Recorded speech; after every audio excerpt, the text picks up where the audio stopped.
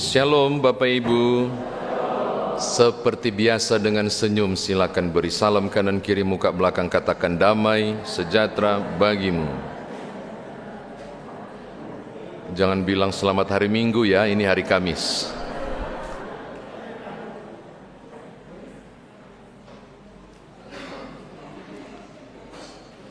Tolong lihat bacaan kita. Saya ajak kita lanjutkan baca sama-sama ayat 52 sampai 53. Saya susah hati kalau perikop itu dipotong. Mari kita baca ya, Lukas pasalnya yang ke-24 ayat 52 sampai 53, 23. Mereka sujud menyembah kepadanya, lalu mereka pulang ke Yerusalem dengan sangat bersukacita. Mereka senantiasa berada dalam bait Allah dan memuliakan Allah. Bapak Ibu menemukan hal yang aneh enggak secara khusus ayat 52? Secara logika, 3 tahun sama-sama, tiba-tiba dianiaya, mati, sangat mengerikan, lalu kemudian menyisakan duka. Surprise-nya adalah, kejutannya adalah hari ketiga bangkit. Lalu kemudian terulang kembali. Makan minum sama-sama dengan orang yang dikagumi, pribadi yang dicintai dan dihormati. Dengan tubuh kemuliaan yang sudah bangkit. Berapa lama? 40 hari. Habis itu tiba-tiba harus berpisah. Reaksi natural kalau berpisah mestinya sedih. Mestinya menyisakan rasa kehilangan. Harusnya reaksi mereka, ya ampun, baru sama-sama ulang. Setelah lihat dia mati, menderita, sekarang harus berpisah. Maka mestinya ayat 52 tertulis begini, tolong lihat. Mereka sujud menyembah kepadanya, lalu mereka pulang ke Yerusalem dengan rasa kehilangan. Mestinya, harusnya logikanya dengan rasa kehilangan. Karena ditinggalkan. Pertanyaannya, kenapa mereka bersukacita? Makanya saya memaksa kita baca ayat 52 sampai 53 juga. Mengapa mereka justru bersukacita? Bapak Ibu, peristiwa ini terjadi, lihat ayat 50, dekat Betania. Dekat Betania berarti bukan di Betania. Maka tepatnya di manakah lokasi Tuhan Yesus naik ke sorga? Kita harus cari tahu tempat dekat Betania. Dan saya menemukan bahwa desa Betania itu terletak di lereng sebelah timur Bukit Zaitun. Berarti peristiwa ini terjadi di sekitar Bukit Zaitun, di daerah yang tinggi. Belum terjawab pertanyaan tadi. Mengapa mereka bukan merasa kehilangan, bukan merasa sedih, bukan merasa duka, justru merasa bersukacita? Tolong lihat perintah hidup baru kita. Itu ada sesuatu Bapak Ibu. Di Kisah Rasul pasal 1 ayat 8. Tetapi kamu akan menerima kuasa, power, kuasa itu power, ini menunjuk pada kuasa ilahi pada mereka. Jadi bisa membangkitkan orang mati, menyembuhkan orang dan segala macam yang dilakukan oleh Tuhan Yesus. Dengan hal-hal yang supranatural mereka bisa lakukan. Tetapi kamu akan menerima kuasa kalau Roh Kudus turun ke atasmu. Dan kamu akan menjadi saksiku di Yerusalem dan di seluruh Yudea dan Samaria dan sampai ke ujung bumi. Jadi sebelum naik, Tuhan Yesus bilang, lu akan terima kuasa. Oh, kemungkinan itu yang menggembirakan. Tapi saya lihat kayaknya kurang. Itu belum menjadi pokok kuat. Mengapa mereka pulang dengan sukacita? Lalu Bapak Ibu, saya menemukan 2 alasan yang luar biasa. Mengapa mereka pulang dengan sukacita justru ketika berpisah? Bapak Ibu akan menemukan tolong lihat, Yohanes pasal 14 ayat 3. Yohanes pasal 14 ayat 3. Masih perjanjian baru ya. Yohanes 14 ayat 3 saya bacakan. Di rumah dan apabila, bagus dari ayat 2. Dari ayat 3 sampai ayat 4. Dan apabila aku telah pergi ke situ dan telah menyediakan tempat bagimu, aku akan datang kembali dan bawa kamu ke tempatku, supaya di tempat di mana aku berada, kamu pun berada, dan kemana aku pergi, kamu tahu jalan ke situ. Ayat 2, di rumah Bapakku banyak tempat tinggal. Bapak Ibu tangkap ayat 2 dan ayat 3. Di rumah Bapakku banyak tempat tinggal. Kalau aku pergi ke situ, aku akan menyediakan tempat bagimu. Tolong diresapi. Kalau aku pergi ke situ, maka aku akan menyediakan tempat bagimu. Pergi ke situ berarti kenaikan.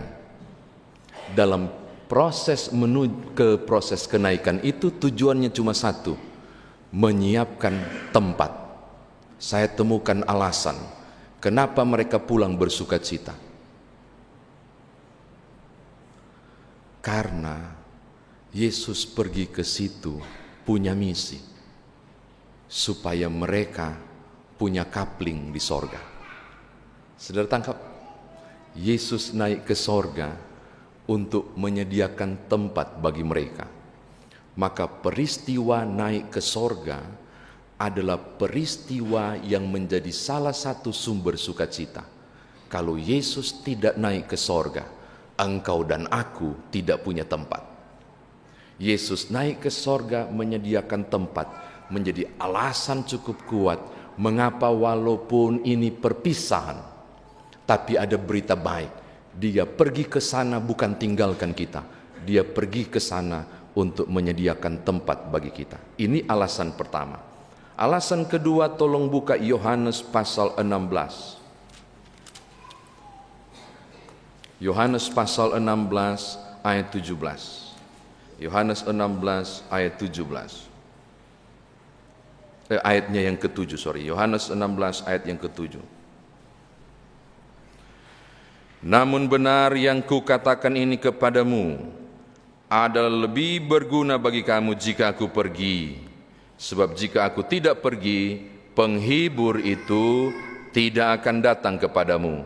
Tetapi jika aku pergi, aku akan mengutus dia kepadamu. Penghibur yang dimaksud adalah Roh Kudus. Alasan kedua, mengapa Yesus harus naik ke sorga dan para murid tidak boleh bereaksi kehilangan, tapi justru harus bersukacita. Karena kalau Yesus tidak naik ke sorga, Roh Kudus tidak pernah diberikan, maka perintah hidup baru di tata ibadah ini tidak terjadi, yaitu diberi kuasa. Para murid hanya terima kuasa kalau Roh Kudus diutus. Roh Kudus hanya diutus kalau Yesus naik ke sorga. Maka kalau Yesus tidak naik ke sorga, Roh Kudus tidak diutus. Kalau Roh Kudus tidak diutus, mereka tidak punya kuasa. Kalau mereka tidak punya kuasa, mereka tidak jadi saksi. Alasan Yesus naik ke sorga adalah supaya Roh penghibur itu, yaitu Roh Kudus, Parakletos, itu kemudian memampukan umat percaya termasuk para rasul mengalami sukacita karena proses pengutusan itu. Efeknya apa Bapak Ibu? Tidak ada sedikit pun mereka ditinggalkan. Mereka enggak ditinggalkan. Karena kehadiran Yesus itu diganti oleh kuasa ilahi Allah itu sendiri, yaitu Roh Kudus. Kalau saudara baca lebih jauh itu, Roh Kudus adalah Allah, adalah Roh. Jadi Roh Kudus itu adalah Allah. Maka mereka bersukacita, enggak benar-benar ditinggalkan. Saya kira demikian firman Tuhan ditafsirkan. Nah sekarang bagaimana Bapak Ibu bawa dalam kehidupan beriman kita? Kalau Bapak Ibu baca Lukas pasal 24 ayat 50 sampai 53, itu cuma gitu doang. Informasi untuk Bapak Ibu bahwa Injil Lukas ini ditulis oleh tabib Lukas. Injil Lukas ini jilid 1. Jilid 2-nya adalah Kisah Para Rasul. Siapa yang tulis? Masih Lukas. Maka kita perlu baca Kisah Rasul. Masa cuma begitu sih peristiwa kenaikan? Tolong buka Kisah Rasul pasal 1. Ayat 1. Hai Theophilus, dalam bukuku yang pertama, maksudnya Injil Lukas, aku menulis tentang segala sesuatu yang dikerjakan di dalam dianya. Sambungan toh? Nah sekarang apa yang terjadi? Bapak Ibu, yang terjadi itu ada di ayat yang ke-11. Ayat 10 dan ayat yang ke-11, pasal 1 Kisah Para Rasul. Waktu Yesus naik, dorang enggak langsung pulang. Masa pas Yesus sementara naik dorang pulang? Enggak lah, pasti ada jedahnya. Di jeda itu ngapain? Waktu sedang bercakap-cakap, momen bercakap-cakap di Bukit Zaitun, tiba-tiba mereka mulai melihat, kok mulai terapung ya? Lukas yang ceritakan di kitab kedua Kisah Rasul, mulai terapung, lalu mulai tak angka, wow, sampai naik ke atas. Lalu ayat 10 bilang di Kisah Rasul pasal 1, mereka menengok ke atas sampai hilang. Tidak disebutkan butuh berapa waktu lamanya sampai hilang. Tapi yang pasti mereka masih menatap ke langit. Kalau orang Manado bilang menatap sambil tanganga-nganga gitu. Mungkin sense of wonder, rasa takjubnya, atau barangkali sampai meleleh gidi-gidi, saya nggak tahu. Itu reaksinya. Ini kisah panjang. Wow, dia naik ke sorga. Makanya pulangnya bersuka cita, bukan kehilangan, karena mereka melihat peristiwa adikodrati, peristiwa yang sangat dahsyat. Kalau sekarang kan udah nggak dahsyat kisah ini, gara-gara berbagai film kan. Orang bisa terbang tuh, Ultraman lah, Superman lah, siapa lagi itu, yang seri-seri Marvel itu, udah enggak. Tapi zaman itu, wow, itu sesuatu yang dahsyat, naik. Nah saya mau katakan hal pertama ini kepada saudara. Pembuktian bahwa Tuhanmu dan Tuhanku bukan manusia biasa, yang diseberang bilang cuma sekedar nabi, orang hanya menyebut dia manusia biasa. Hari ini peristiwa kenaikan Tuhan Yesus ini juga proklamasi kepada siapapun di seluruh dunia bahwa Yesus Kristus bukan cuma manusia. Karena tidak ada manusia yang berangkat ke sana untuk balik kembali menghakimi orang yang hidup dan mati. Yang bisa menghakimi cuma Almighty God. Maka pribadi yang naik itu dengan peristiwa supranatural itu adalah Allah. Gitu. Jadi tidak ada sedikit pun keraguan tentang siapakah dia. Oke, ini catatan pertama untuk saudara bawa pulang. Peristiwa kenaikan Yesus Kristus adalah peristiwa penting. Peristiwa tentang dia adalah Allah. Ini hal yang pertama. Yang kedua Bapak Ibu, gak disebutkan di buku 1, tapi muncul di buku 2, di Kisah Para Rasul pasal 1 ayat 11. Waktu mereka masih tanganga-nganga dengan ketakjuban kan, tiba-tiba kemudian malaikat menegurnya dan katakan, hei orang Galilea, mengapa kau menatap ke langit? Ingat baik-baik, dia yang naik seperti itu, demikian caranya juga dia turun. Saya suka bagian itu untuk menunjuk kepada Bapak Ibu, Yesus sudah naik ke sorga. Kita cuma peringati ibadah sekarang. Sudah lebih dari 2000 tahun yang lalu gereja masih peringati peristiwa kenaikan Yesus Kristus. Itu makna besar. Hari kenaikan Yesus Kristus yang saudara peringati sekarang adalah juga pengingat. Setiap hari Kamis, setiap tahun depan pun itu kita memperingati peristiwa kenaikan Kristus, juga seharusnya peringatan keras. Bukan cuma peringatan kenaikan, tapi peringatan keras. Apa? Akan tiba masanya dia turun. Akan turun loh. Ketika dia turun,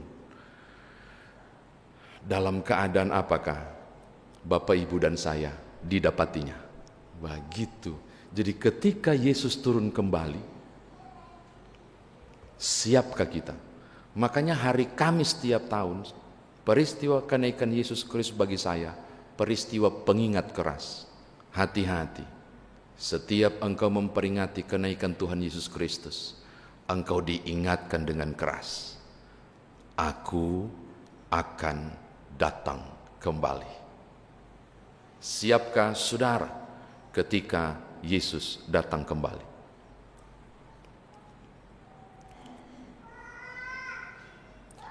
Apa yang mau disiapkan Bapak Ibu kalau Yesus Tuhan datang kembali? Ternyata malaikat bilang akan kembali ke sini, ke bumi. Apa yang mesti disiapkan? Bumi ini.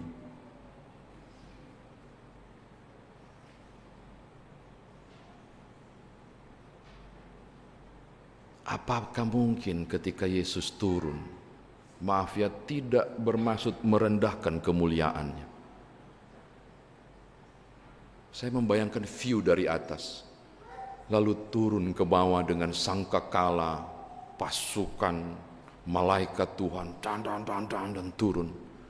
Lalu barangkali melihat di mana harus berpijak. Kenapa penuh dengan limbah plastik? Kenapa dunia tidak layak lagi untuk didatangi? Kenapa dunia penuh bumi ini dengan polusi? Kita harus menyiapkan bumi ini bagi kedatangan Kristus. Kalau pengkhotbah lain bilang menyiapkan bumi ini yaitu dengan penginjilan supaya semua percaya waktu dia datang, enggak, aku mau fokus, siapkan tempatnya. Maka mulai sekarang kita harus belajar untuk menjaga bumi ini. Tahun ini kita ada hari bumi yang kita peringati.